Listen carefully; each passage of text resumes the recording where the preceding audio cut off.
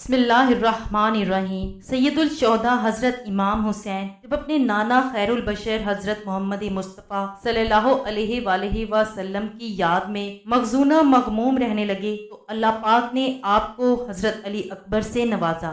شہزادہ علی اکبر 11 شعبان المعظم 43 ہجری کو پیدا ہوئے۔ امام طبری اور امام ابن کثیر نے شہزادہ علی اکبر کا سن پیدائش 41 اور 35 ہجری بالترتیب لکھا ہے۔ آپ کی والدہ ماجدہ کا نام لیلہ بنت ابی مرہ بن عرہ بن مسعود ثقفی تھا۔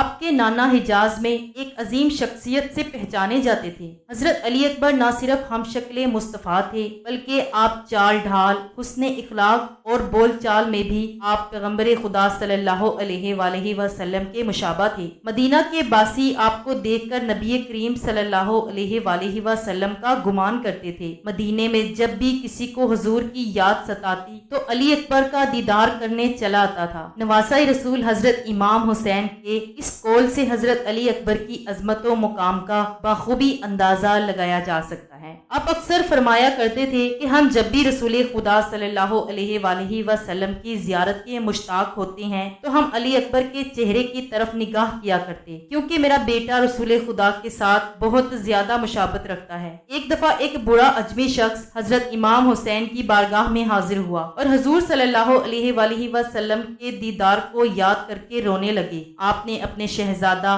علی اکبر کو آواز دی۔ جیسے ہی وہ اس بوڑھے شخص کے سامنے آئے تو بوڑھے شخص نے ایسے محسوس کیا کہ جیسے وہ حضور صلی اللہ علیہ وآلہ وسلم کی زیارت کر رہا ہے، اور تاب نہ لاتے ہوئے بے ہوش ہو گیا۔ بہادری آپ کے پاک خون میں شامل تھی اور آپ کی پرورش حسنین کریمین کے سایہ شفقت میں ہوئی۔ حضرت عبد المطلب اور حضرت ابو طالب کی طرح شہزادہ حضرت علی اکبر کی مہمان نوازی بہت مشہور تھی۔ عربی لوگوں کا یہ رواج تھا کہ جس گھر میں روشنی جلتے دیکھتے اس کے مہمان بن جاتے تھے۔ حضرت علی اکبر کا یہ خاصہ تھا کہ آپ ہمیشہ ایک بلند مقام پر آگ روشن رکھتے، جس وجہ سے ہر وقت آپ کے پاس کوئی نہ کوئی مہمان موجود ہوتا۔ مدینہ کے غریب اور مساکینوں کے لیے آپ نے ایک بہت بڑا لنگر خانہ بنا رکھا تھا۔ آپ کو بچپن سے ہی شہادت کا شوق تھا۔ اس بات سے اندازہ لگائیں کہ جب نواسہ رسول اپنا مبارک قافلہ لے کر کوفے کی جانب رواں دوا تھے تو راستے میں حضرت امام حسین نے فرمایا کہ میں نے خواب میں ایک شخص کو یہ کہتے سنا ہے کہ یہ قافلہ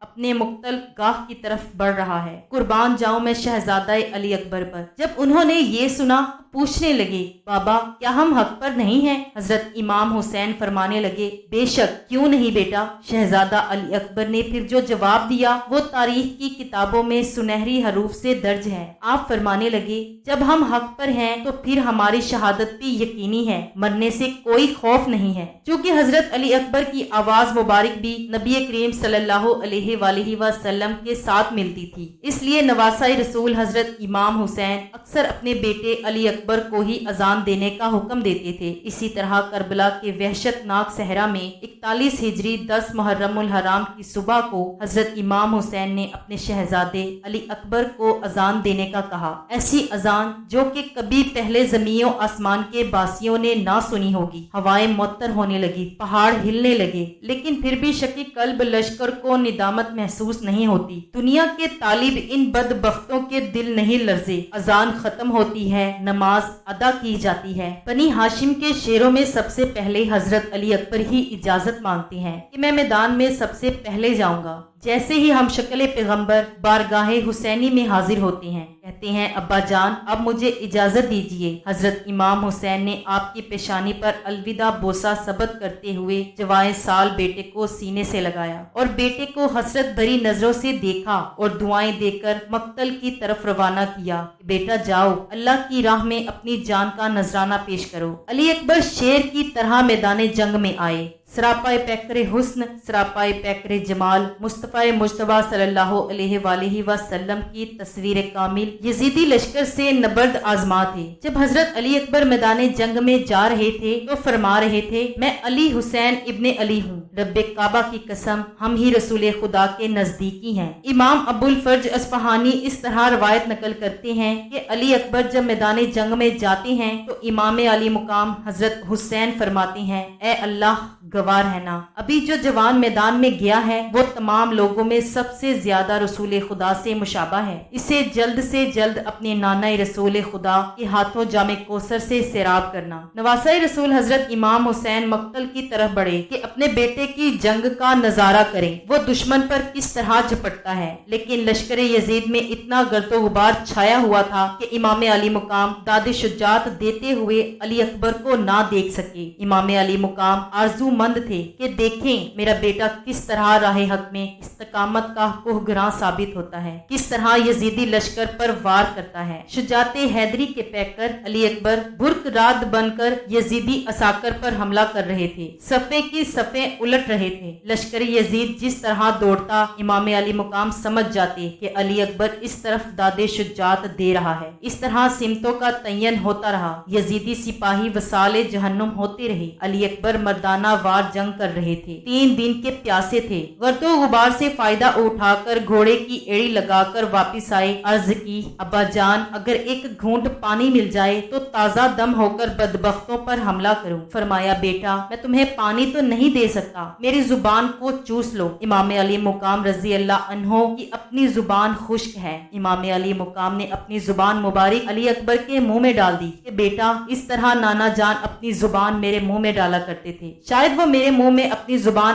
آج کے دن کے لیے ڈالتے تھے۔ علی اکبر نے اپنے بابا کی سوکھی ہوئی زبان چوسی، ایک نیا حوصلہ اور ولولہ ملا، پلٹ کر پھر یزیدی پر حملہ کر دیا اور بہت سے دشمنوں کو جہنم وصال کیا۔ اچانک لڑتے لڑتے آواز دی ابا جان مجھے تھام لیجئے۔ حضرت امام حسین رضی اللہ عنہ سمجھ گئے کہ جواں سال بیٹے کی شہادت کی گھڑی آ گئی، دوڑ کر علی اکبر کی طرف آئے، قریب ہو کر دیکھا تو ہم شکل پیغمبر علی اکبر زمین پر تھے۔ لشکر یزید کے کسی بدبخت سپاہی کی برچھی علی اکبر کے سینے میں پیوست ہو چکی تھی۔ یزید لشکر جیت کے نعرے بلند کرتے ہوئے واپس لوٹ گئے۔ امام علی مقام زمین پر بیٹھ گئے، اپنے زخمی بیٹے کا بوسہ لیا، جسم زخموں سے چور ہے، کوئی جگہ نہیں جہاں تلوار کا نشان نہ ہو۔ حضرت علی اکبر نے کہا ابا جان اگر یہ برچھی میرے سینے سے نکال دیں تو پھر دشمن پر حملہ کروں۔ امام علی مقام نے ایک دفعہ بیٹے کے سینے پر لگی برچھی کو دیکھا اور ایک دفعہ آسمان کی طرف نظریں اٹھائیں، جیسے کہہ رہے ہوں کہ یہ کام تو بیٹے پر چھری چلانے سے بھی زیادہ مشکل ہے، لیکن تاریخ گواہ ہے کہ امام نے اپنے بیٹے مصطفیٰ علی اکبر کے سینے سے جب برچھی نکالی تو خون کا فوارہ آپ کے چہرہ اطہر پر پڑا۔ ادھر شہزادہ نے آخری آہ بھری اور روح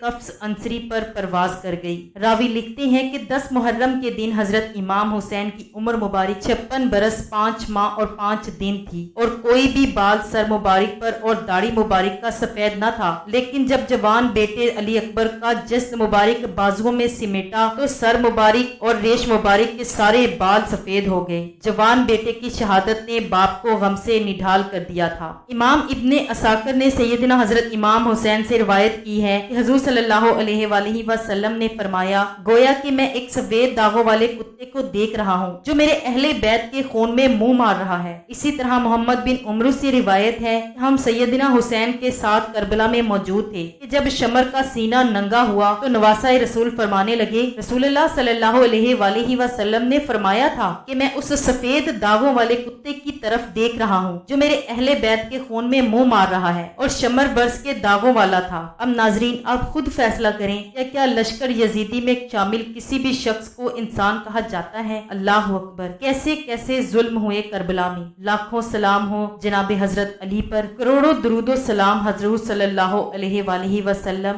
اور ان کی آل پر۔ اللہ پاک مجھے اور آپ کو حضور صلی اللہ علیہ وآلہ وسلم اور ان کی آل پاک سے بے شمار محبت عطا فرمائے، آمین۔